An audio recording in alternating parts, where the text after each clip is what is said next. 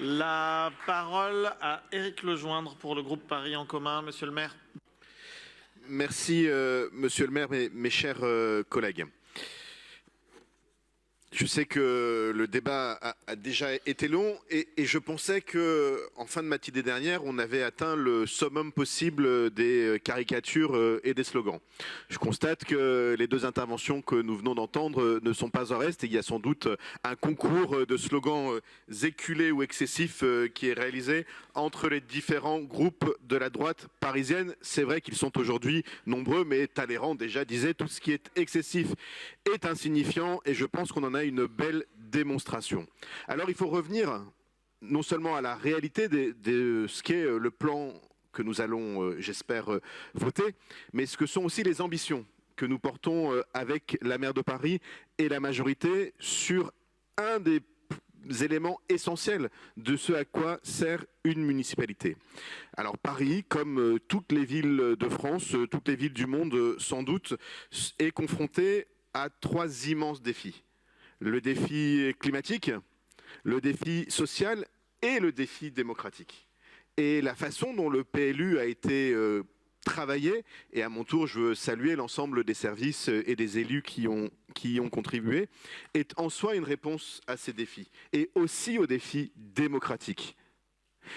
Dans ce défi démocratique, il y a la nécessité pour les élus, bien sûr, de se conformer à une forme de respect de la réalité, à éviter les propos à tel point absurdes qu'ils en deviennent faux, voire à faire d'ailleurs le choix de proférer en permanence des fake news en espérant que les électrices ou les électeurs ne le verront pas. Et il y a aussi la participation citoyenne. Et c'est peut-être le point le plus important de la réponse à ce défi démocratique. Ce PLU, il a été fait avec les Parisiennes et avec les Parisiens. Et comme maire du 18e, je suis bien placé pour avoir constaté l'engouement et l'ambition des habitants de nos quartiers pour peser sur l'avenir de leur ville. Et donc oui, c'est une forme de réponse aux défis démocratiques. C'est une forme de réponse aux défis climatiques. Cela a été dit et redit, je n'y reviens pas. Le niveau non seulement de l'ambition que nous portons avec Anne Hidalgo sur les sujets climatiques et le niveau des réalisations, des mises en œuvre que nous avons qui ont été rendus possibles par notre politique et tous ceux qui regardent d'un peu près ce que nous faisons, exceptionnel. Et puis il y a bien sûr le défi de faire en sorte que tout le monde puisse continuer à vivre à Paris. Et je dois dire que pourtant on en a l'habitude, mais les propos qu'a tenus monsieur Olivier sont je sais même pas comment les qualifier.